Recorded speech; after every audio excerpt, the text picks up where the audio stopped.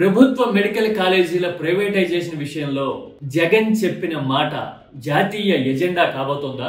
ప్రభుత్వ కాలేజీల ప్రైవేటైజేషన్ పేదల ప్రయోజనాలకి గొడ్డలి పెట్టు, పోరాడి తీరతాం, రేపు పొద్దున మేము వచ్చిన తర్వాత రద్దు చేస్తాం, మళ్ళీ వెనక్కి తీసుకుంటాం అంటూ జగన్ వార్నింగ్ ఇచ్చిన మర్నాడే రాహుల్ గాంధీ చేస్తున్న ప్రకటన చూస్తుంటే ఇదే అనిపిస్తోంది. चाहे वो शिक्षा का सिस्टम हो, स्वास्थ्य का सिस्टम हो, वो सारा का सारा प्राइवेटाइज हो रहा है. ఇంతకీ జగన్ ఎజెండా ఏ రాష్ట్రంలో ప్రస్తావనకు వచ్చింది? రాహుల్ గాంధీ మాట్లాడుతున్న మాట తర్వాత ఏపీ విషయాలు హైలైట్ అవుతున్న తీరు మనకి ఏం చెబుతుంది? డీటెయిల్ గా చూద్దాం.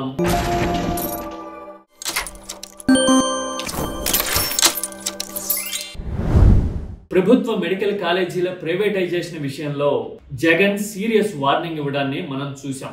రేపు పొద్దున మేము వచ్చిన తర్వాత రద్దు చేస్తాం, మళ్ళీ వెనక్కి తీసుకుంటాం అని జగన్ ఆల్రెడీ ప్రకటించారు కదా. సరిగ్గా ఇదే పాయింట్ ని జగన్ ప్రకటన తర్వాత బీహార్ లో రాహుల్ గాంధీ ప్రస్తావించారు. मुझे लगता है चाहे वो शिक्षा का सिस्टम हो, स्वास्थ्य का सिस्टम हो, वो सारा का सारा प्राइवेटाइज हो रहा है. और उसमें जो गरीब लोग होते हैं वो मतलब लाखों रुपए तो दे नहीं सकते हैं, नहीं दे सकते, तो वो फंस जाते हैं बीच में.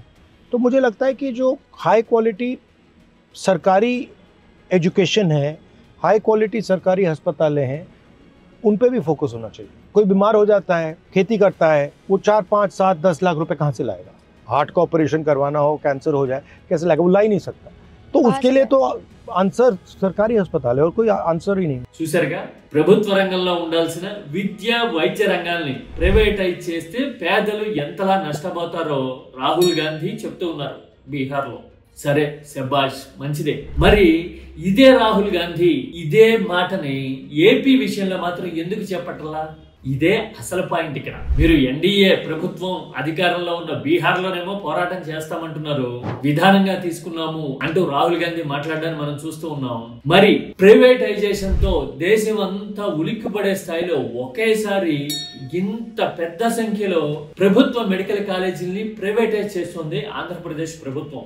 పైగా ఎన్డీఏ కూటమి ఇక్కడ అధికారంలో ఉంది. అంటే పేదల ప్రయోజనాల పరంగా చూసినా, రాజకీయ కోణంలో ఆలోచించిన, ఎందుకంటే ఎన్డీఏ కూటమి కాబట్టి కాంగ్రెస్ ఏపీ విషయంలో క్లియర్ కట్ స్టాండ్ తీసుకుని ఉండాలి. పోనీ ఇదేమన్నా జాతీయ స్థాయికి తెలియని విషయం అంటే కాదు. ఎందుకంటే ఆల్రెడీ ఏపీ ప్రభుత్వం లేఖ రాసింది పులివెందుల మెడికల్ కాలేజీ విషయంలో, మాకు ఆ సీట్లు ఎక్కర్లేదు అని. అంటే జాతీయ స్థాయికి తెలిసి ఈ విషయం. ఆ తర్వాత ఇంత భారీ సంఖ్యలో ప్రభుత్వ మెడికల్ కళాశాలల్ని ఒకేసారి గంపగుత్తగా ప్రైవేటైజ్ చేసిన చరిత్ర ఏ రాష్ట్రంలోనూ ఇంతకు ముందు లేదు. పోనీ ఆ రకంగా చూసినా ఇది దేశ స్థాయిలో అందరికీ తెలిసిన విషయమే. మరి ఇంతలా తెలిసిన విషయాన్ని అటు రాహుల్ గాంధీ గాని, ఇటు రాష్ట్రంలో ఆయన పార్టీకి అధ్యక్షురాలుగా ఉన్న షర్మిల గాని ఎందుకు ప్రస్తావించట్లా?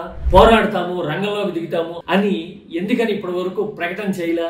కారణం ఏంటి అంటే ఇందులో రెండు విషయాలు. ఒకటి, జగన్ ప్రస్తావించింది జాతీయ స్థాయి ఎజెండా ఈ దేశానికి నీడ్ ఆఫ్ ద అవర్ అనేది అన్డిస్ప్యూటెడ్ ఫ్యాక్ట్. ఓకే. రెండోది, మరి అదే ఎజెండా మీద మాట్లాడుతున్న రాహుల్ గాంధీ బీహార్ లో ఒకలాగా, ఏపీలో మాత్రం మౌనంగా ఎందుకు ఉన్నారు? ఇది అసలు పాయింట్. కాంగ్రెస్ లాంటి పార్టీలు రాష్ట్రానికి విధానం తీసుకోవడము, ఏపీలో ఉన్న ఎన్డీఏ ప్రభుత్వం విషయంలో ఇలా నంగినంగిగా ఉండటం చూస్తే జగన్ ఇంతకు ముందు చెప్పిన ఆ హాట్ లైన్ కామెంట్ చాలా మందికి స్ఫురణకు వచ్చింది అంటే అది కోఇన్సిడెంటల్ కానే కాదేమో. Rahul Gandhi does not talk about Andhra because Chandrababu Naidu is in touch with Rahul Gandhi through Revanth Reddy on a hotline.